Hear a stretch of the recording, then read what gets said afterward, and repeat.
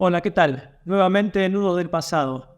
Hoy con una personalidad que para los que hemos estudiado historia es una figura realmente importante, ¿sí? Y siempre vigente en todas las épocas. Nada menos que Hilda Sábato. Hilda, ¿qué tal? Hola Elías, ¿cómo te va?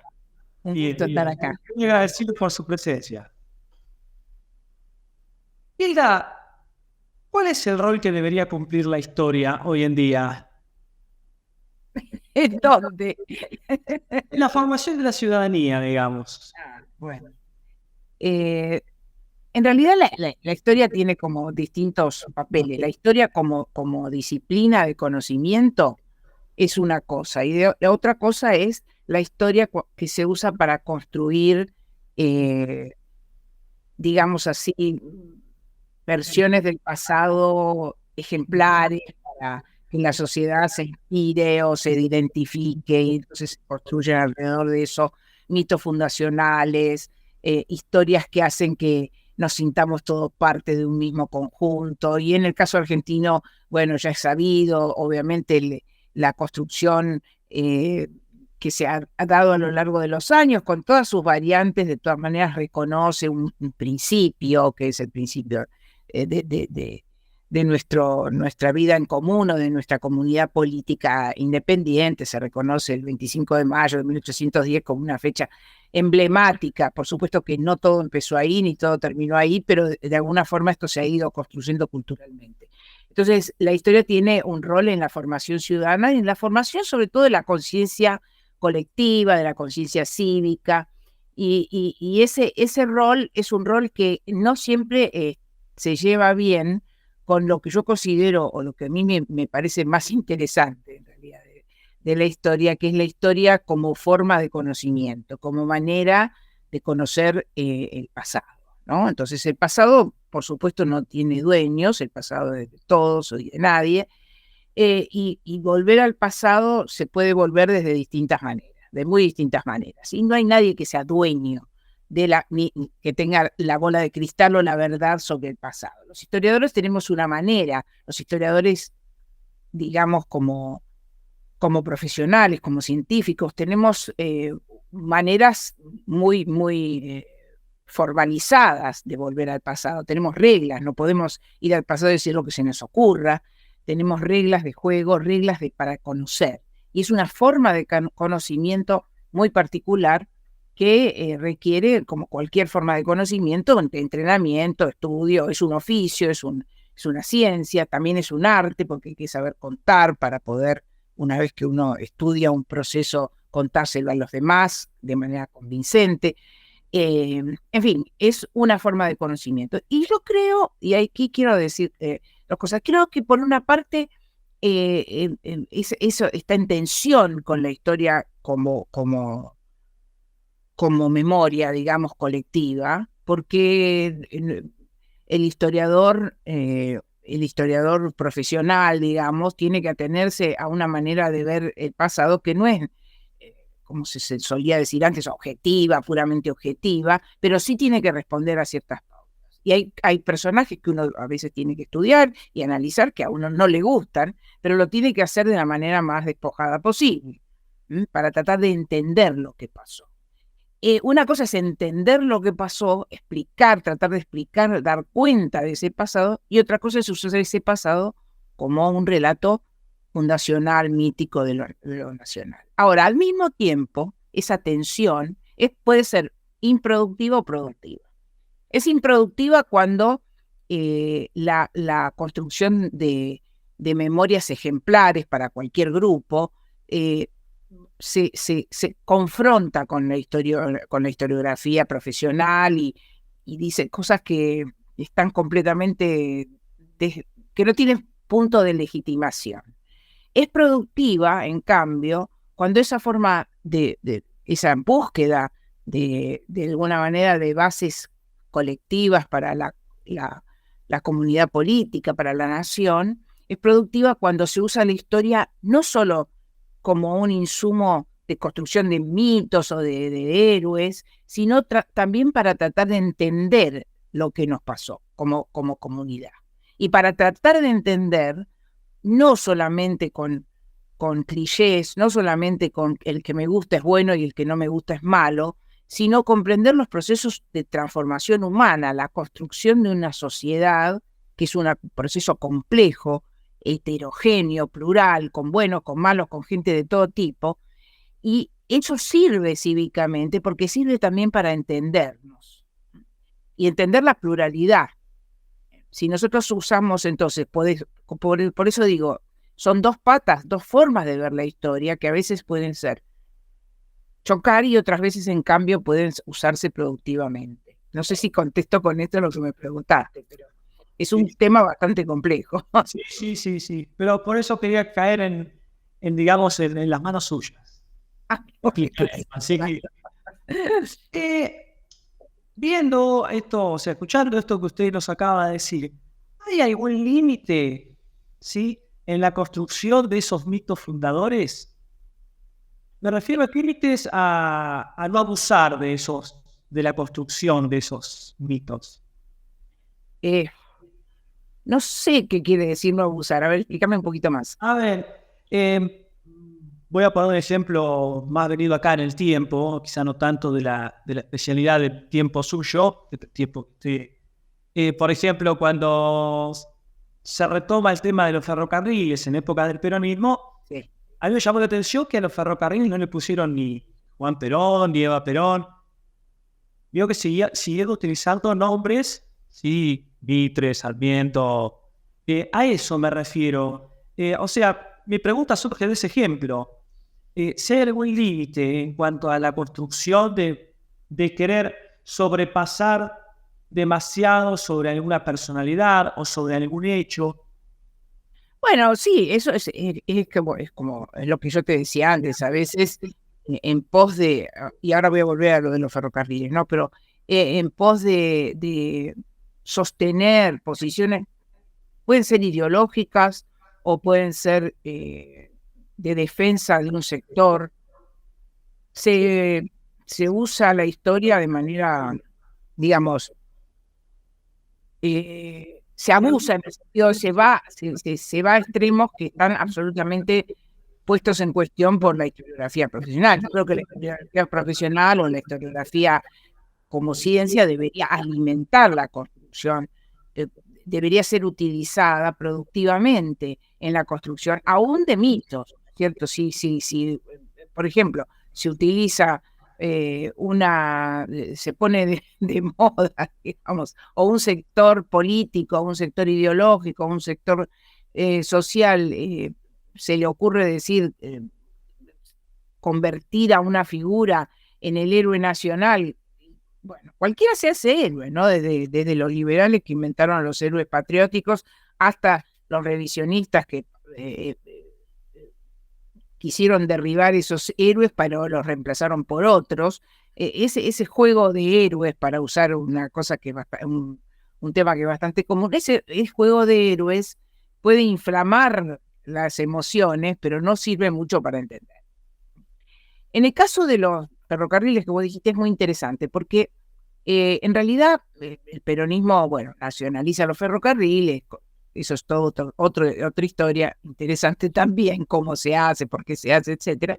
Y le pone, eso es una cosa que Alperín notó hace mucho con la ironía que Alperín Dongui, ¿no? El historiador Tulio Alperín Dongui, gran historiador y un hombre muy, muy agudo, que dice, bueno, fíjense que Perón, que usa los nombres de los héroes de la historiografía liberal. ¿Por qué? Porque en el momento en que se nacionalizan los ferrocarriles, el peronismo, todavía no Perón en particular, no se identificaba necesariamente con la historiografía revisionista. La historiografía revisionista, que va a impugnar a la historiografía liberal tradicional, surge en la década de 1920, 1930, con grandes nombres, como, qué sé yo, Irasusta, José María Rosa, Palacio, o sea, ensayistas muy buenos, pero que critican la historiografía liberal y construyen un relato alternativo que es como la contracara, porque no hay ahí, en ese sentido, en los dos casos son relatos que buscan construcción de nuevo de tradiciones fundacionales, de héroes propios. Perón es bastante reticente durante su primer gobierno a adoptar ese tipo de relato como relato propio. Él, bueno, como sabemos, fue muy sanmartiniano por un lado. Bueno, San Martín en ese caso también los revisionistas como diríamos, lo consideran, pero en el caso de los ferrocarriles muestra bien que él no estaba en ese momento identificado con la historiografía revisionista. Eso fue posterior. El peronismo como movimiento y va a ir adoptando o acercándose a la historiografía revisionista después, sobre todo después de la caída de Perón, ¿no? Ya había simpatías, porque obviamente el revisionismo también, parte del revisionismo se hace peronista, parte no, y bueno, la identificación del peronismo con el revisionismo es más bien posterior. Entonces, lo que hace Perón más bien muestra que lo que recurrió a los héroes tradicionales, digamos, ¿no? Y ahí quedó eso como... Por suerte a nadie se le ocurrió cambiarlo, no porque yo esté con los héroes tradicionales, sino porque detesto esta cosa de el juego de nombres permanente para tratar de ponerle el sello propio a procesos. Sí. Eso se ha puesto muy de moda en los últimos 30 años, ¿sí? Sí. Ha estado en muchos casos. Y dígame, y ya que estamos en este tema de los límites y demás, ¿cómo cree usted que la memoria, o sea, qué papel juega la memoria en esto? Porque a veces hablamos de cuestiones que van de más de 100 años, y que a veces la cuestión de memoria sí está presente, pero por ahí en lo que es la historia reciente, que se ha querido, como esto que acabamos de decir, de querer proponer algún nombre o alguien para cambiarlo por otro, por un nombre quizá no tan querido, o que esta historiografía revisionista lo echó por tierra. ¿Cómo cree usted que la memoria, si es que jugó un papel importante?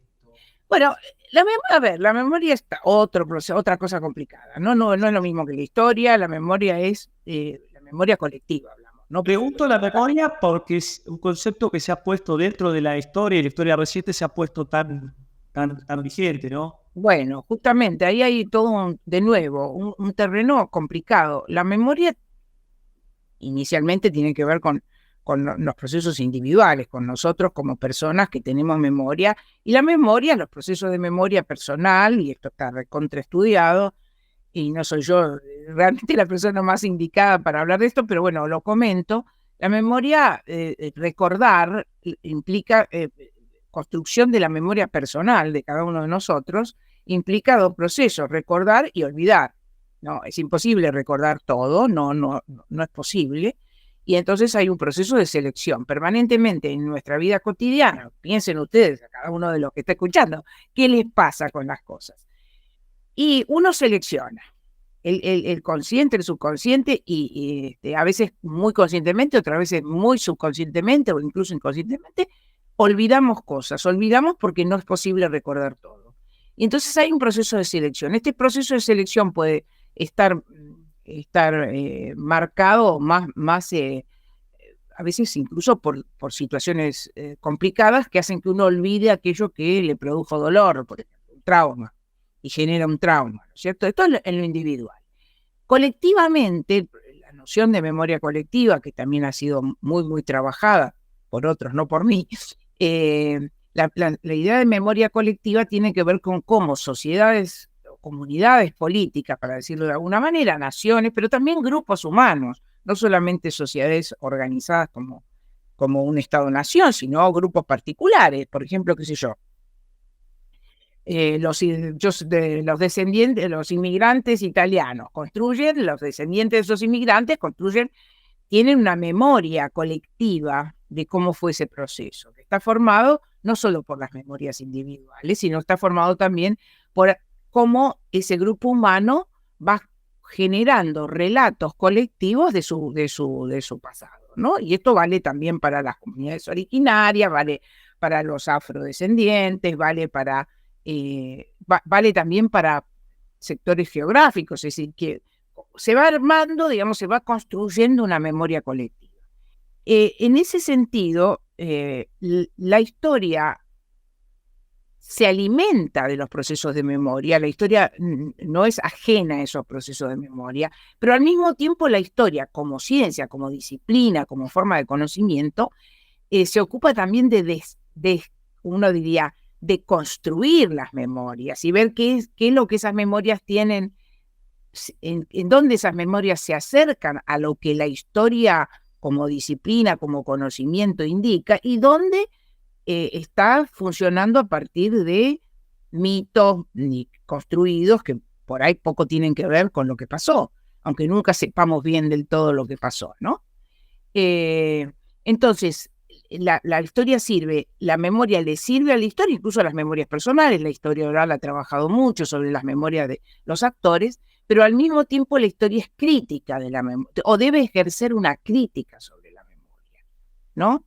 Y entonces esa crítica sobre la memoria es complicada, porque no hay nada objetivo ahí para defender, pero sí es una dialéctica, un juego que puede enriquecer los procesos de memoria cuando sectores, grupos que construyeron sus propios mitos descubren que a lo mejor un personaje que les parecía maravilloso era un sinvergüenza, y entonces revisan su propia memoria colectiva, y a su vez a la historia le sirve porque de allí, no solo porque esas memorias construyen relato, sino también porque esas memorias pueden alimentar, es una de las formas o una de las fuentes que los historiadores tenemos para llegar a entender cosas del pasado, ¿no?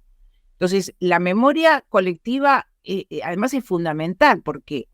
Porque la memoria, y ahí está el problema del plural y del singular. Yo creo que, por ejemplo, en el caso argentino y en casi todas las sociedades complejas, modernas, hablar de una memoria es muy engañoso. Es una sociedad compleja, es una sociedad plural, que tiene gente de distintas, que piensan distinto, que tienen ideologías diferentes, que tienen orígenes distintos, y por lo tanto yo diría que una sociedad como esta no puede tener una memoria colectiva, tiene memorias, que a su vez están en pugna muchas veces, ¿no es cierto?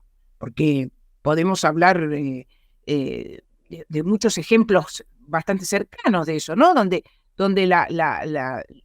lo que aparece como memoria, y que la memoria que construyen colectivamente los grupos humanos, en general está vinculada a que que la memoria colectiva se convierta en un relato ejemplar que sirva para ¿de qué habla la memoria colectiva? No la individual, la colectiva. Y en general de valores que queremos defender o valores que no nos gustan, ¿no?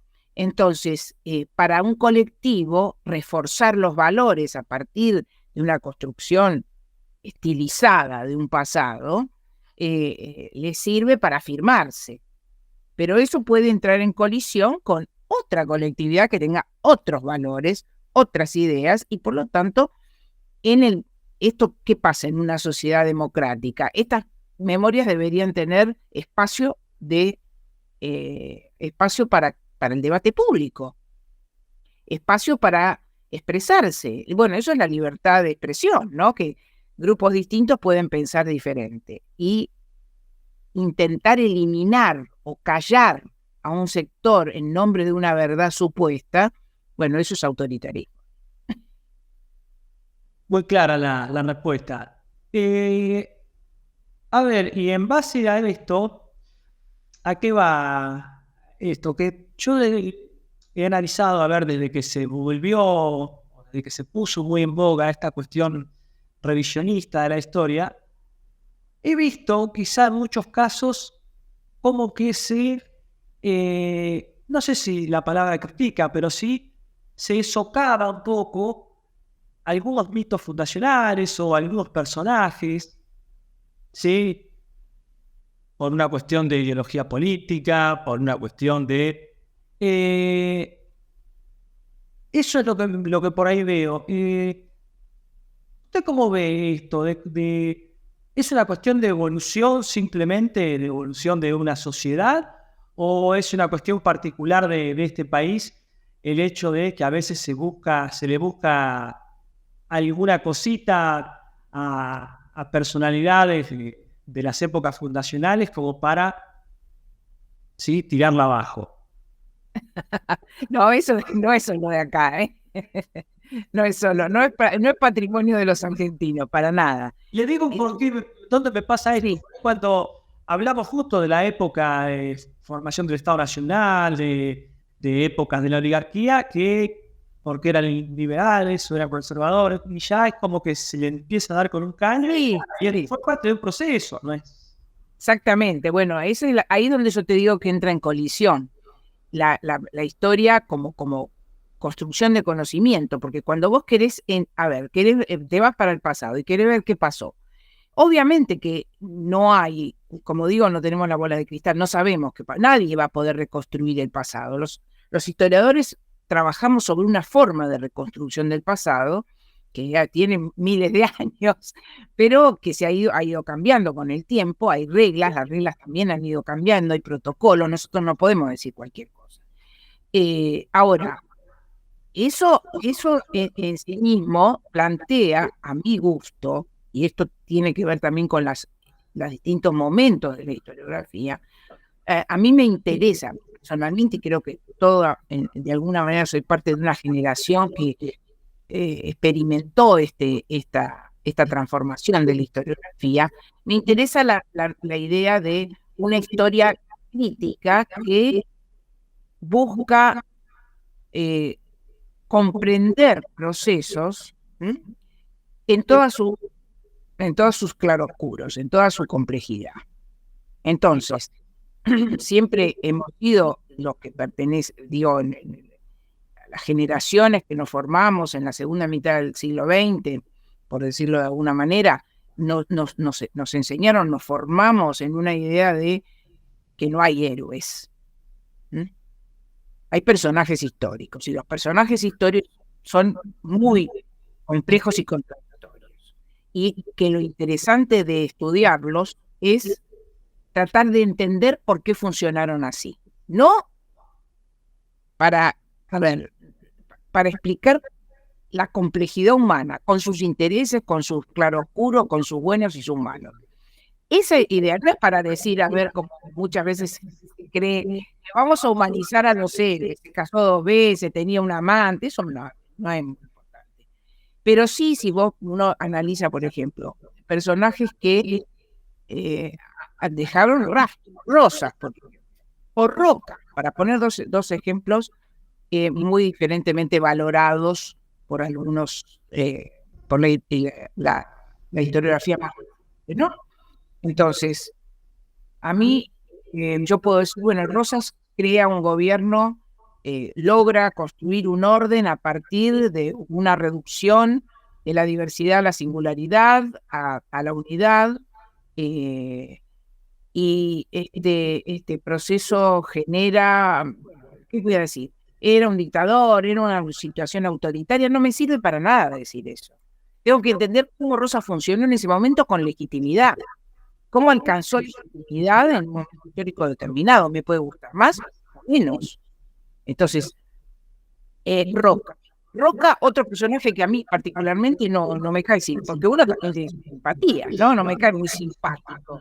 Pero hay que decir que Roca fue una figura fundamental en la formación del Estado argentino. Entonces vas a decir, bueno, la campaña de destrucción de las comunidades indígenas es algo que me parece, desde el punto de vista de mis valores, horrible. Ahora, al mismo tiempo que Roca encabeza eso, que no lo inventó él, ni tampoco él era el único que pensaba así, ni era tampoco la ideología de los, como ahora se usa decir, de los hombres blancos neoliberales, porque no existía eso, los neoliberales no existían, blanco, muy, muy blanco, ninguno de ellos era. Era una forma de época que a su vez tenía sus contradictores. No es que todo el mundo estaba de acuerdo en hacer la campaña que hizo Roca, pero había muchos que estaban de acuerdo. Ahora, ese mismo personaje que dirige eso, que además lo hace en función de una idea de país que no es eliminar a los indios, sino convertir a los indios en parecidos a nosotros, digamos, destruir las culturas indígenas, que en ese momento para muchos sectores se consideraban que eran una rémora, digamos, que tenía que ocurrir lo que ocurrió. No estoy de acuerdo yo con eso. Yo vivo en el siglo XXI. Esa manera de pensar que era común a varios otros países y demás, y que no era solo no era solo patrimonio de la gente rica, porque basta leer el Martín Fierro para saber, también que lo escribió Hernández, que no era ningún pobre, pero intenta representar la ideología gauchesca, y es sabido que dentro de los sectores populares había bastante animadversión contra los sectores indígenas, aunque muchos quienes eran de esos sectores populares tenían sangre indígena, pero no tiene nada que ver. Eso lo razonamos ahora que vemos todo a través de etnicidades y cosas por el estilo. Pero digo, más allá del juicio que que los historiadores también podemos emitir juicio, pero más allá del juicio que me produzca la campaña del desierto, creo que es un proceso que hay que comprender por qué en ese momento fue tan importante, por qué fue legitimado, por qué le dio a Roca tanta fuerza, eso que le permitió inaugurar un gobierno que era contrario a muchos de los otros dirigentes. Por ejemplo, el mitrismo. El mitrismo y el roquismo se daban para el diablo, digamos, se llevaban pésimo, no era lo mismo. Entonces, ¿por qué Roca logra con eso un poder que le permite, y no es solamente un poder militar, un poder político y poder simbólico? Ahora, Roca al mismo tiempo es el mismo Roca que luego es por distintas razones, es el que impulsa la ley de educación común que todos celebramos, ¿no? La ley de educación común que todos celebramos, la educación pública, gratuita y obligatoria, es durante el gobierno de Roca. Entonces, ¿por qué hace eso Roca? ¿Porque era bueno y un día era bueno y un día era malo? No. Hay que entender por qué, cómo. Después podemos juzgar, nos gustó, no nos gustó. Ahora, eliminar a Roca de los libros de historia o eliminarlo de los espacios públicos no sirve. Porque lo que tenemos que hacer es mostrar a la figura, utilizar esa figura para mostrar las contradicciones de un proceso que no podemos ver ni como un proceso glorioso de avance del Estado Nacional y de la nación argentina, como en algún momento se planteó en la historiografía más tradicional, pero tampoco como llegó el demonio al poder, ¿no? Entonces, esa es la cuestión. Pero vos preguntabas si esto es muy común. Mira, en este momento hay un proceso que todos conocemos que está pasando en distintas partes del mundo, que se llama la cancelación, ¿no? Entonces, que es la idea de, bueno, cualquier cosa que no agrade a nuestra sensibilidad actual, hay que eliminarla, ¿no? Entonces, por ejemplo, bueno, se llega a cosas muy ridículas, ¿no? Como esto que leímos el otro día de cambiarle los textos literarios de Agatha Christie, pero también de Mark Twain, de uno de los grandes literatos de la humanidad. Cambiar porque dice la palabra negro, y no se puede decir la palabra negro, si no son negros. Bueno, ese tipo de cosas, o de los sectores más recalcitrantes de derecha, prohibir que se enseñe Darwin, porque va contra la religión, lo mismo, ¿no? De un lado o del otro, ideológico, pero la actitud es la misma, es una especie de ¿cómo te diría?, de inquisición laica, que busca imponer sus valores a partir de eliminar lo que no te gusta, sobre todo vinculado al pasado, donde si vos borrás a Roca de la historia, no entendés la mitad de la historia argentina, o a Mitre, o a Rosas, lo mismo, o al Chacho, o a quien sea, o a Sarmiento. Te puede gustar más uno o el otro, podés decir, pero ninguno de ellos fue. Y vos podés, como ahora, como comunidad particular, vos podés reivindicar. Por ejemplo, si yo soy socialista, voy a reivindicar la figura de Palacios o la figura de Juan B. Justo.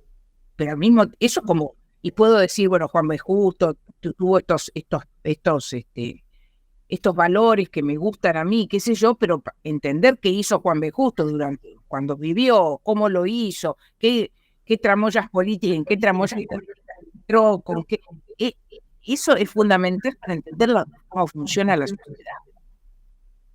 Entonces, ahí yo tengo una visión muy crítica de esta nueva onda de la cancelación, o de, por ejemplo, el caso de Estados Unidos. No, Jefferson era un monstruo porque tenía esclavos. Bueno, Jefferson vivió en fines del siglo XVIII, del siglo XIX. ¿De qué estamos hablando? No podemos no está bien hablar del tipo como que no tuvo esclavos, pero tampoco juzgar la enorme obra que hizo Jefferson porque tenía esclavos, en un momento que eso era lo habitual para la gente de poder, y era un hombre de las clases altas. Sí, sí. Y dígame, a su parecer, ¿y cuáles serían los elementos, instituciones, hechos en la conformación, más importantes en la conformación de nuestra identidad, dentro de lo que usted ha investigado? ¿Cuál para usted serían digamos, los más importantes? Yo no creo que haya una identidad. No, creo que se construyó durante esos años, sí, principio del siglo XX. Bueno, ahí vos lo que tenés es, yo creo que, y no es un proceso que me guste del todo, pero digamos, lo que hubo fue, en el siglo XIX, la construcción de una comunidad política a partir de un momento en el cual se desarma el aparato anterior, que era el aparato colonial, que tenía su propia ideología, que tenía una base muy importante en la religión católica, en la noción de monarquía, de una sociedad jerárquica. Esa discusión, esos valores coloniales, produce un enorme un cataclismo en América, ¿no? En América, lo que hoy es América Latina, en América, lo que era América Española, produce un cataclismo, y durante décadas hay la búsqueda de construcción de bases para la generación de una nueva comunidad política, que de hecho no se da inmediatamente, y no solo eso, sino que lo que era la vieja estructura del virreinato estalla, ¿no? De ahí van a formarse distintas comunidades políticas, lo que llamamos Uruguay, Paraguay, Bolivia, eran parte de Argentina, eran parte de una estructura colonial que tenía sus reglas, sus formas. Y donde la dinámica o la tensión entre lo local y lo virreinal era permanente, ¿no? O sea, las identidades locales en distintos lugares tenían más o menos importancia. La construcción de nuevas identidades lleva mucho tiempo, y uno de los pasos importantes fue justamente el intento que está plasmado institucionalmente en la Constitución del 53-60, de 1853-1860, es la idea de construir una república representativa, federal, nuevo, porque el anterior era confederal, una unión de provincias. Esta idea de tener un gobierno nacional que iba a dar encarnadura a la idea de nación argentina, un gobierno que estuviera por encima de alguna manera de los gobiernos provinciales, genera un espacio de identidad nuevo, donde la identidad o la búsqueda de construcción de alguna idea de comunidad, más que identidad de comunidad política, está dado sobre todo por lo institucional, por las instituciones. Votar, por ejemplo, las leyes electorales, las libertades de expresión, de reunión, los mecanismos que tienen que ver con la organización armada, todo lo que tiene que ver con instituciones. Y por eso el preámbulo dice, para todos los hombres del mundo que quieran habitar el suelo argentino. Era lo que tenían esos hombres en común, hombres y mujeres, diríamos, tenían en común una constitución. Lo demás era todo distinto. Ni las distintas provincias tenían distintas tradiciones, distintas formaciones étnicas, culturales. Los que venían de afuera ni hablar, venían italianos, españoles, irlandeses, franceses, árabes, judíos. Todos esos que venían de acá, ¿qué tenían en común? No tenían nada en común. Tenían en común una base política muy importante. Era la República Argentina que los recibí, que tenía reglas, y esas reglas eran lo común. Esto pareció insuficiente hacia fines del siglo XIX, acá y en otros lugares, y en otros países del mundo, comenzó una fuerte pulsión por asociar la nacionalidad no a una organización política institucional, sino a una identidad cultural. Entonces, la búsqueda, en muchos países eso fue muy fuerte, de lo que llamó Hobsbawm, el historiador inglés Eric Hobsbawm, la invención de la nación. Es la construcción o la búsqueda desde el propio Estado, pero no es solo desde el Estado, también es desde abajo, pero bueno, él dice desde el Estado, de conformar una cultura común. En el caso argentino, eso uno podría decir, con todos los peros que esto pueda traer, pero para ser esquemática, podría decir que la formación de una república que se hace estable hacia fin de siglo, con todos los conflictos que quieras, pero que tiene estabilidad, desde 1862 hasta 1930, los presidentes fueron elegidos en elecciones, ¿no? Hubo un Congreso, hubo una Corte Suprema, hubo una institucionalidad. La gente votaba, en fin.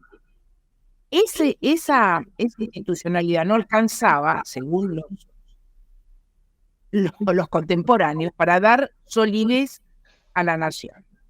La nación necesitaba, y eso estaba en el espíritu de los tiempos, no era una invención argentina, necesitaba una cultura común.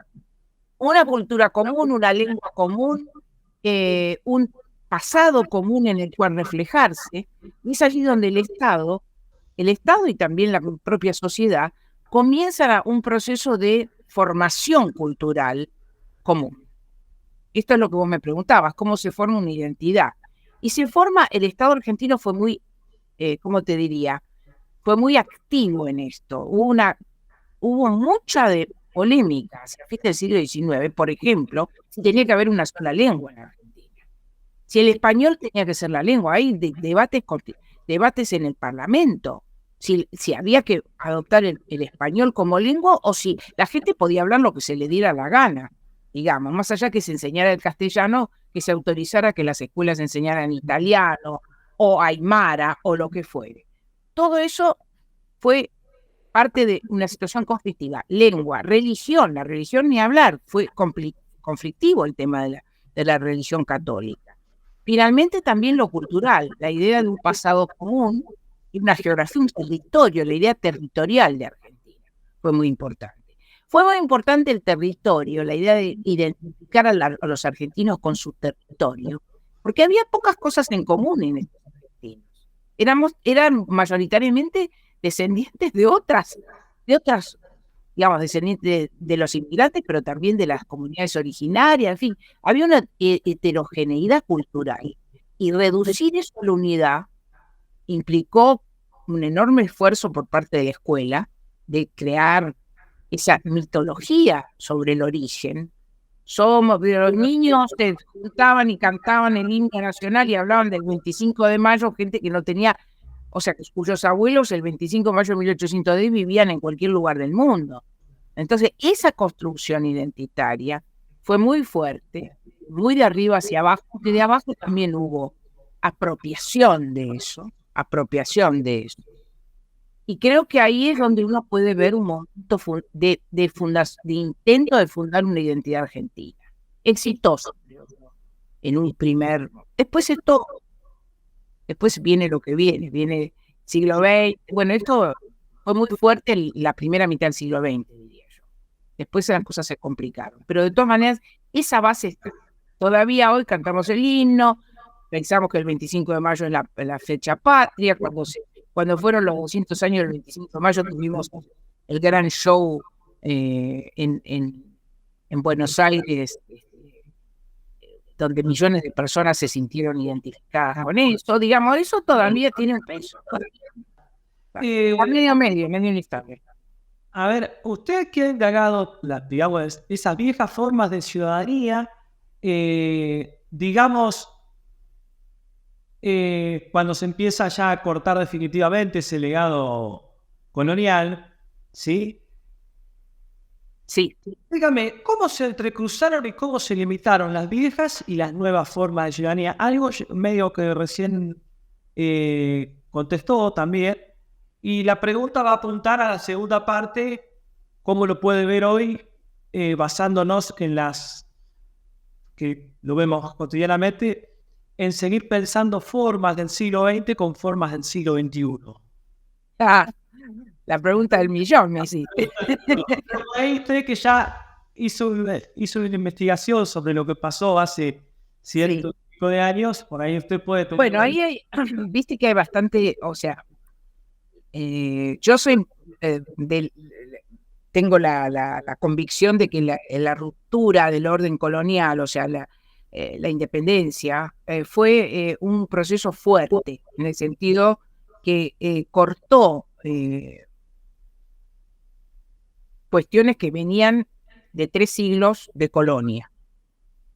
Por supuesto que, como cualquier proceso histórico, hay continuidades y hay rupturas, pero la introducción a lo que pasó en ese momento, desde el punto de vista que vos estás preguntando, es que se cambió la forma en la cual se pensaba y se construía poder político. O sea, el poder en la época virreinal no es que no hubiera participación, que la gente no interviniera en la vida pública, que no hubiera petitorios, que no hubiera... Pero era una sociedad estructurada de arriba hacia abajo con una noción de un rey que es puesto por Dios. O sea, y una sociedad estructurada en cuerpos, que esa sociedad estructurada en ciudades, gobernadas por cabildos, que a su vez tenían participación de los vecinos, pero donde todo era un orden absolutamente jerárquico, muy jerárquico establecido, muy difícil de romper, aunque todo el tiempo estuviera cuestionado. De ahí, y la idea es que el poder emana de Dios y a través de los pueblos, o sea, de las sociedades, llega al rey y el rey es el que manda, digamos, y sus funcionarios, más allá de todos los cuestionamientos que puede haber habido. Lo que ocurre en 1810 es que se rompe esa idea de sociedad, se rompe esa idea de poder y aparece la noción de soberanía popular, que para mí es la revolución, es eso, es la idea, más que después esto deriva en la independencia, pero podía no haber habido independencia, igual la revolución lo que implicó fue cambiar el principio sobre el cual se organiza lo social y lo político. ¿Qué es la idea de soberanía popular? Que el poder radica en la sociedad, no en el rey, no en Dios. El poder lo tiene la sociedad misma. Quienes se organizan para construir una sociedad son los que tienen el poder, es decir, para gobernarse, autogobierno. Ahora, ese autogobierno significa que esa sociedad que se construye, que se constituye cuando se rompe el vínculo colonial, va a autogobernarse. Claro, no es que sale toda la gente a la calle y se autogobierna, eso sería ridículo. Ahí entra la noción fuerte de representatividad, de sistema representativo, que podría ser una monarquía o una república. Hay monarquías representativas, constitucionales. Es decir, el poder emana de esa sociedad.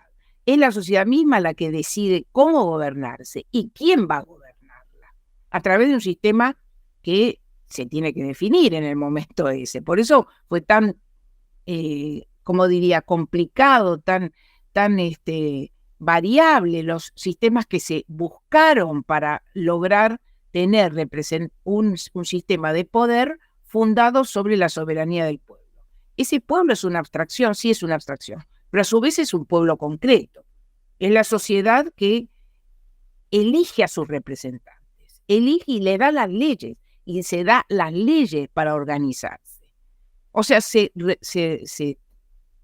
nosotros los historiadores decimos que se quiebra el principio trascendente. ¿Qué es trascendente? Que hay una instancia, que hay alguien por encima de nosotros que decide por nosotros, que nos trasciende. Y se va a un sistema inmanente, es decir, es la propia sociedad la que genera sus estructuras de poder.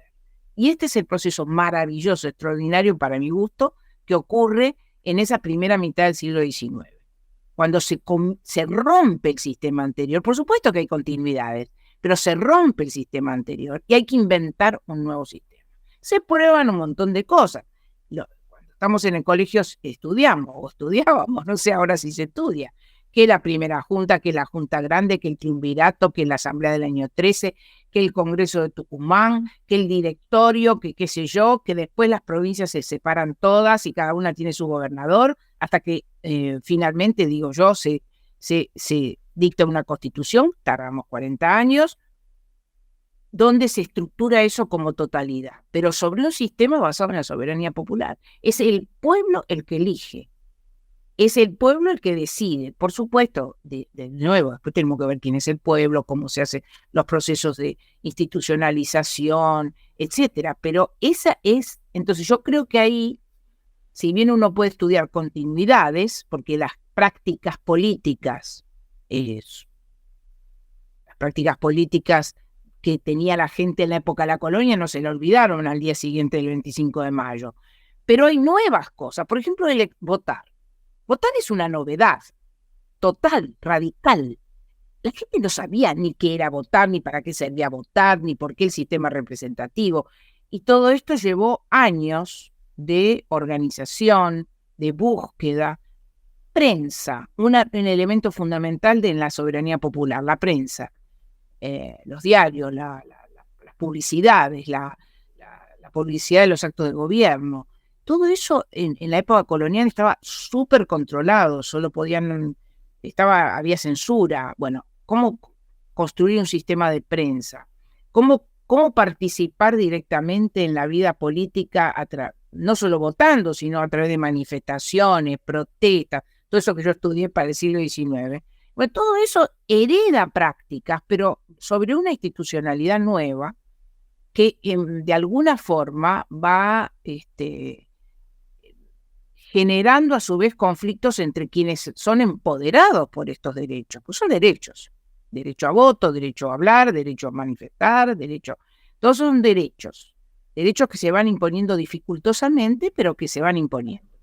Entonces, eso yo creo que es un cambio radical. Luego, las cosas son más, después de esos primeros años, se van domesticando.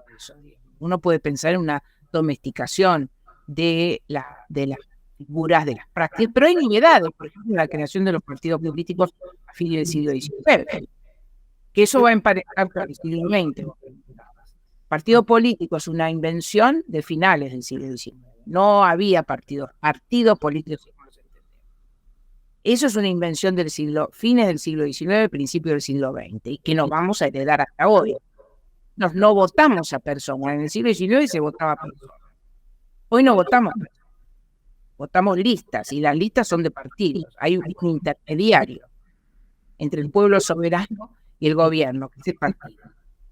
Eso está en crisis hoy, pero está en crisis, los partidos están en crisis, están todos maldiciendo los partidos políticos, pero al mismo tiempo son elementos fundamentales del sistema representativo. Bueno, no sé si te contesté, pero... No, y sobre cómo usted, con esta práctica que ha tenido de estudio, de cómo puede ver no sé si el cambio, si puede ver que todavía quedan formas del siglo XX y formas del siglo XXI en cuanto a la ciudadanía. Bueno, yo creo que nosotros, creo que hay un cambio importante en las formas de hacer política y de ciudadanía, o sea, de participación y demás. Hay un cambio importante al principio del siglo XX, que es esto que acabo de decir, la introducción de la figura del partido como un intermediario. Ya no solo un intermediario casi obligado hoy por hoy, ¿no?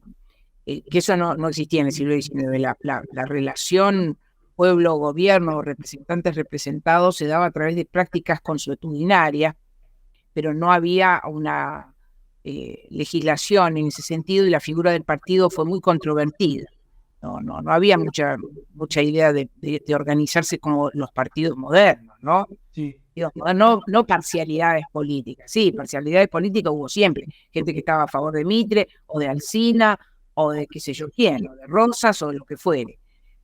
Eso sí había, y se organizaba de manera práctica, pero no había estructuras partidarias que la gente, como digo, votaba, y no votaba a un partido, votaba a figuras. De todas maneras, bueno, no importa, no entro en los detalles. Pero a fin del siglo XIX comienza una noción de representación nueva, es una crisis del sistema representativo. Hay una crisis del sistema representativo que lleva a la introducción formal de los partidos políticos como un mecanismo importante de mediación. Y eso tenía que ver con los conflictos. Era muy conflictiva la vida en el siglo XIX. Muy conflictiva. Hacia fines del siglo XIX se va disciplinando. Se disciplina con la figura del partido como institución intermediaria. Se disciplina también con la eliminación de una figura muy importante que no mencioné, pero ahora tengo que mencionar, que es la milicia, con una estructura militar descentralizada formada por ciudadanos, que eso se corta a fines del siglo XIX, con la introducción del servicio militar obligatorio, se acaba la idea de milicia, que eso empoderaba a sectores de la sociedad muy fuertemente y dispersaba el poder, se concentra el poder hacia fin del siglo XIX no digo que se concentre en personas, se concentra en las instituciones de gobierno, centralizadas. Bueno, el partido, hay una crisis y la figura del partido viene como a solucionar eso. Esto se va a quebrar en el 30, que aparece por primera vez un golpe militar, aunque el golpe militar del 30 no se hace en nombre de cortar el sistema, sino en nombre de la propia Constitución, pues esto tiene que ver con la crítica o los conflictos que se hicieron durante el gobierno, que se desataron políticamente durante el gobierno de Irigoyen, los gobiernos radicales, y hay una imposición de una nueva figura, que es la del golpe militar. Que realmente eso es nuevo, y eso va a marcar la segunda mitad del siglo XX con interrupciones, del 30 hasta el 83, con interrupciones de los procesos, digamos, constitucionales, de elección, partidos y demás, la figura de una institución, el ejército, que en el siglo XIX era una institución politizada y débil desde el punto de vista de su poder de intervención, una institución clave para dirimir conflictos. Eso es nuevo en el siglo XX y esperemos que haya terminado para siempre a partir del 83. Parece ser así. Entonces, hoy vos me preguntás el siglo XXI, yo creo que el siglo XXI en ese sentido también muestra novedades. O sea, se terminó ese ciclo en que el ejército aparecía como una institución por encima de las instituciones. Una institución que encarnaba o quería encarnar la nación por encima de la república, por encima de las leyes. Eso parece haber terminado. Bien. Pero sin embargo, lo que aparece ahora es para mí, una segunda gran crisis de la representación, que es la crisis de la figura del partido. Los partidos políticos no alcanzan, me parece a mí, como intermediadores, no alcanzan para representar lo social. Por eso hay tanto desagrado con los partidos. Yo creo que los partidos son fundamentales en la vida democrática, pero el problema es que son los únicos intermediarios, en realidad institucionales, entre el gobierno y el pueblo. Y eso es un problema. Que no haya otras formas de intervención política. Creo que es lo que está pasando en otros países. También hay una crisis de esa forma de representación tan concentrada en el partido. No para hablar en contra de los políticos ni de la política, porque políticos, como en todas las profesiones, hay buenos y malos. Lo que sí creo es que los partidos son importantes, intermediarios, pero el problema es que monopolizan ese rol, y eso hace que se deslegitime la representación, sobre todo en el Congreso, ¿no? Que es el órgano del pueblo por excelencia. Exactamente. Bueno, Milda, ha sido un placer esta charla. El gusto mío. Realmente a veces es difícil por estas latitudes poder llegar a ustedes, no porque no se presten a venir, sino porque es todo un trámite burocrático y demás a veces para... Pero vos me escribiste y yo te contesté enseguida. Esta maravilla de la tecnología nos hace estar cerca, digamos. Claro. Entonces, bueno, nuevamente muy agradecido, Ida. Gracias a vos, Elías. Espero que tengan éxito con todos estos programas. Bueno. Hasta la próxima. Y con ustedes nos vemos en 7 días. Adiós.